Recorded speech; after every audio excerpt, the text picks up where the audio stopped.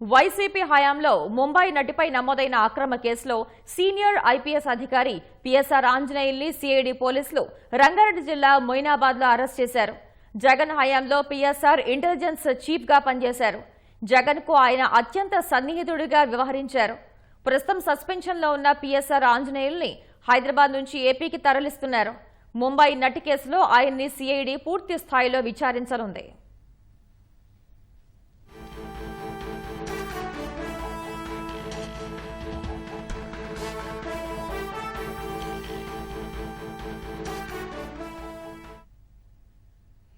ఇక పిఎస్ఆర్ ఆంజనేయుల అరెస్టుకు సంబంధించిన మరిన్ని వివరాలను ముంబై నటి తరపున న్యాయవాది నర్రా శ్రీనివాస్ గారు ప్రత్యక్ష ప్రసారం ద్వారా అందిస్తారు.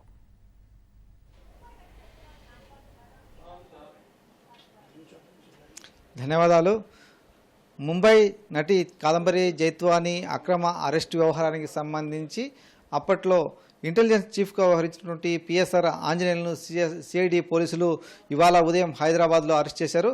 ఈ కేసుకు సంబంధించి జైత్వానికి న్యాయ సహాయం అందించినటువంటి అడ్వకేట్ నర్రా శ్రీనివాస్ గారు మనతో పట్టున్నారు. ఈ వ్యవహారంలో అసలు పిఎస్ఆర్ ఆంజనేయుల పాత్ర ఎంత, ఆయన ఎలాంటి కుట్రకు పాల్పడ్డారు, ఈ అంశాలపై అంతా మాట్లాడదాం. సరే, ఎట్లా పిఎస్ఆర్ ఆంజనేయులు ఒక ఇంటెలిజెన్స్ చీఫ్గా ఉండి అప్పుడు ప్రభుత్వం పెద్దలు చెప్పినట్టుగా ఈ వ్యవహారంలో ఎలా ఇన్వాల్వ్ అయ్యారు, ఆ నటిని ఎలా ఇబ్బంది పెట్టి అక్రమంగా ఎలా నిర్బంధించి ఎలా కేసులు పెట్టి వేధించారు? ఇబ్రహీంపట్నం పోలీసు వాళ్ళు ఇనీషియల్గా జత్వాని ఇచ్చినటువంటి కంప్లైంట్ని బేస్ చేసుకొని ఫిబ్రవరి నెల 2024వ తేదీన కేసు నమోదు చేయడం జరిగింది.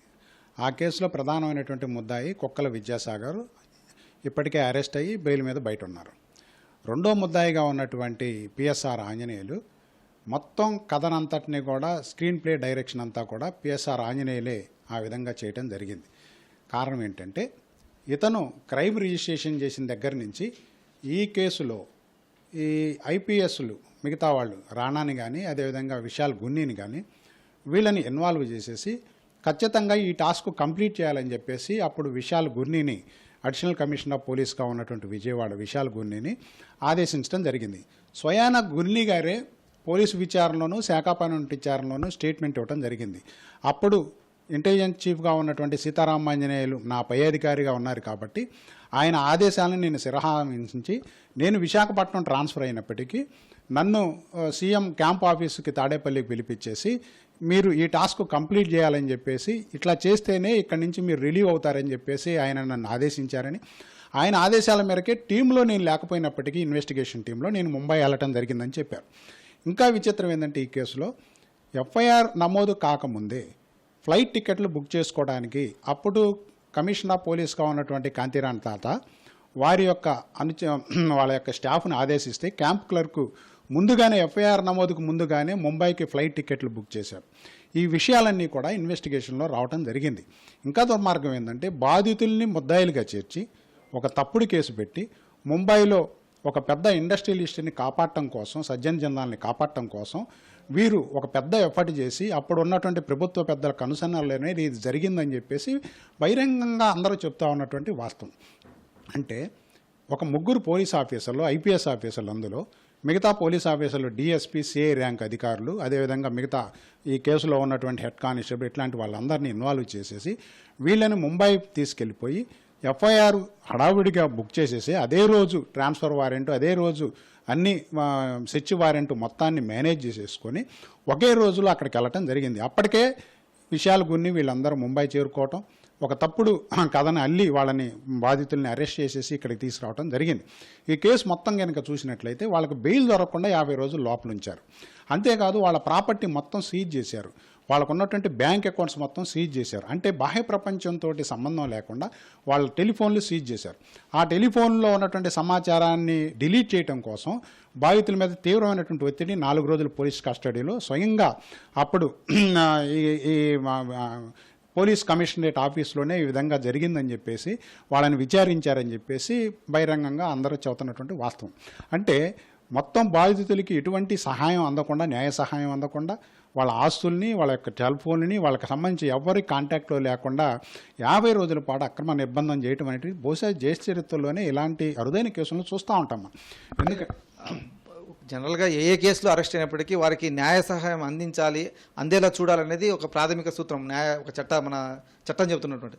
మరి దాన్ని కూడా ఉల్లంఘించేసి దాన్ని అందకుండా చేయాలని చూడడం ఎలా చూడాలి? ఇదంతా కూడా అంటే ఎలాంటి పెద్ద స్థాయిలో ఉన్నటువంటి వ్యక్తులు ఇన్వాల్వ్ అయితే తప్ప సాధ్యం కాదు కదా. ఎందుకంటే దీంట్లో పెద్దలు ఉన్నారనేది వాస్తవం ఇప్పుడు ఇన్వెస్టిగేషన్లో బయటపడుతుంది. ఒక న్యాయవాదిగా నాకు కొన్ని పరిమితులు ఉంటాయి కాబట్టి నేను ఆ పరిమితులతో మాట్లాడను. అయితే ఇక్కడ మనం గమనించాల్సింది ఏంటంటే బాధితులు అరెస్ట్ అయినప్పుడు వాళ్ళకి ఇన్ఫర్మేషన్ వాళ్ళ బంధువులకు ఇవ్వలేదు ఈ కేసులో, అది స్పష్టం. రెండోది వాళ్ళు బెయిల్ మంజూరు కాకుండా బెయిల్ అప్లికేషనే వేయకుండా ప్రివెంట్ చేయడం జరిగింది.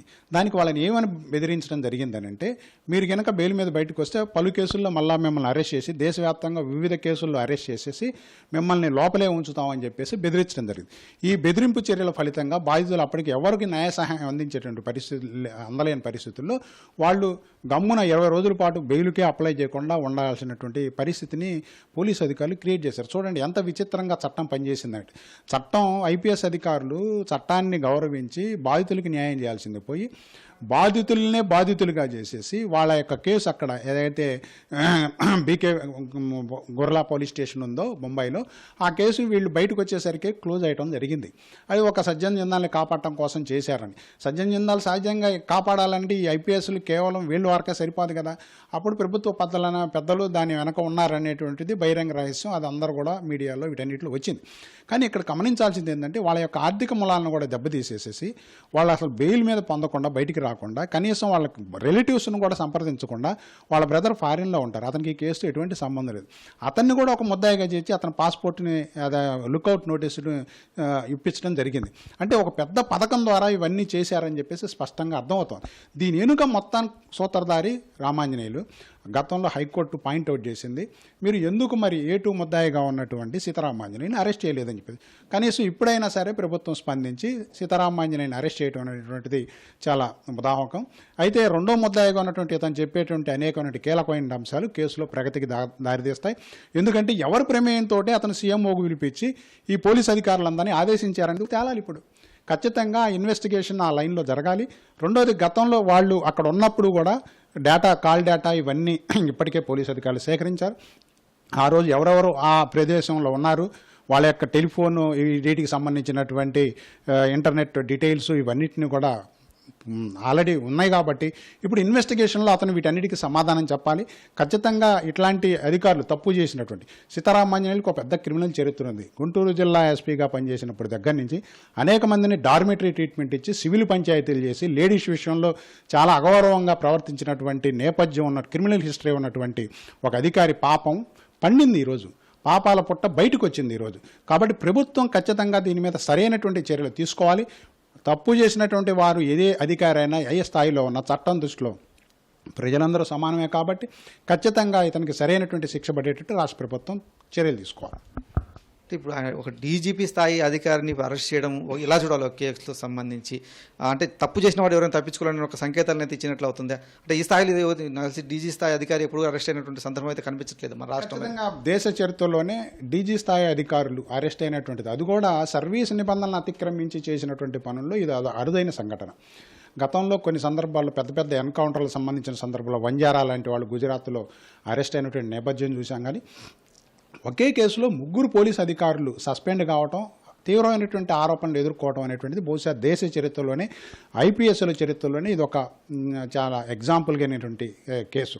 ఇక్కడ మోర్ పర్టికులర్గా ప్రస్తావించాల్సింది ఏంటంటే 3 ఐపీఎస్ అధికారులు చట్టానికి వ్యతిరేకంగా ప్రవర్తించి దుందుడుగ్గా వ్యవహరించి ఎఫ్ఐఆర్ నమోదు కాకముందే ఇన్వెస్టిగేషన్ చేయడం, వాళ్ళని అరెస్ట్ చేయడానికి పూర్వరంగం సిద్ధం చేసుకోవటం, రెండోది బాధితులకి ఏ సహాయం అందకుండా ప్రివెంట్ చేయడం, అంతకంటే దుర్మార్గం ఇంకోటి లేదు. చట్టం సహజంగా ఏంటంటే ఏ ముద్దాయికైనా సరే ఒక అవకాశం ఇస్తుంది, న్యాయవాదిని నియమించుకోవడానికి అవకాశం ఇస్తుంది, లేదా న్యాయ సహాయం పొందడానికి అవకాశం ఇస్తుంది. అలాంటి ఏ సహాయాన్ని కూడా అందకుండా ప్రివెంట్ చేయటం అంటే ఇది వీళ్ళ మీద కఠిన చర్యలు తీసుకోవాలి. ఏదైతే ఇట్లా ఇల్లీగల్గా యాక్ట్ చేశారో ఈ చట్ట వ్యతిరేకమైనటువంటి చర్యలన్నింటి మీద ప్రాపర్ సెక్షన్ ఆఫ్ లాస్ని కోట్ చేస్తూ ఖచ్చితంగా వీళ్ళకి శిక్ష పడేటట్టు చర్యలు తీసుకోవాలి. ఇప్పుడు పిఎస్ఆర్ ఆంజనేయుల అరెస్టు ఈ కేసు ముందుకు తీసుకెళ్లేందుకు కావచ్చు, లేకపోతే ఒక కొలిక్కి తెచ్చేందుకు ఎలా ఉపయోగపడుతుంది? అలాగే ఇంకా 2 ఐపీఎస్ అధికారులు కూడా ఇందులో ఇన్వాల్వ్ అయ్యారు కదా, ఏంటి వాళ్ళ పరిస్థితి? ఇప్పటికే మిగతా ఐపీఎస్ అధికారులుగా ఉన్నటువంటి తాత, అదేవిధంగా విశాల్ గున్ని గౌరవ ఆంధ్రప్రదేశ్ హైకోర్టు నుండి మధ్యంతర ఉత్తర్వు అంటే మధ్యంతర బెయిల్ పొంది ఉన్నారు, యాంటిసిపేటరీ బెయిల్ పొంది ఉన్నారు. అయితే ఆ బెయిల్స్ను కూడా రాష్ట్ర ప్రభుత్వం రద్దు చేయించాలి, సుప్రీంకోర్టులో దీన్ని ఛాలెంజ్ చేయాలి. కాబట్టి బాధితురాలకు వారికి ఉన్నటువంటి ఆర్థిక స్తోమత రీత్యా వాళ్ళు సుప్రీంకోర్టు దాకా వెళ్ళలేరు. కాబట్టి ఖచ్చితంగా రాష్ట్ర ప్రభుత్వం చర్యలు తీసుకోవాలి. రెండోది ఏంటంటే, ఇప్పుడు సీతారామాంజనేయులు గారు అరెస్ట్ అయ్యారు. ఆయన ఇంతవరకు చాలా ధైర్యంతో నేను ఈ కేసులో ఎటువంటి నాకు అరెస్టులు ఉండవనే ధైర్యంతో, మిగతా వాళ్ళందరూ యాంటిసిపేటరీ బెయిల్ పొందినప్పటికీ అతను కోర్టుకి ఇంతవరకు ఆశ్రయించలేదు. కానీ ఇక్కడ పాయింట్ ఏంటంటే, సీతారామాంజనేయులు ఇన్ని దుర్మార్గాలు చేసినప్పుడు ఇన్ని రోజుల పాటు అంటే క్రైమ్ రిజిస్టర్ అయిన తర్వాత సంవత్సరం పాటు వెయిట్ చేయడం కూడా సరైనటువంటి చర్య కాదు.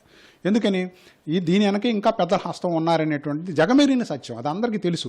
ఎవరు ఉన్నారనేటువంటిది ఇన్వెస్టిగేషన్లో బయటికి తీసుకురండి. ఖచ్చితంగా ఎంత పెద్దలు ఉన్నప్పటికీ వాళ్ళందరినీ కేసులు ముద్దాయిలుగా చేసి కఠినమైనటువంటి శిక్ష పడాలి. ఎందుకంటే ఒక డీజీ ర్యాంక్ అధికారి ఇలాంటి తప్పుడు డాక్యుమెంట్లు క్రియేట్ చేసి, తప్పుడు కేసులను క్రియేట్ చేసి ఇది ఒక బ్యాడ్ ఇండికేషన్ సమాజానికి ఇవ్వడం జరుగుతుంది. ఇక సామాన్యుడికి భరోసా ఎక్కడ, చట్టం దృష్టిలో భరోసా ఎక్కడ అనేటువంటిది ఖచ్చితంగా దాని మీద చర్యలు తీసుకోవాలి.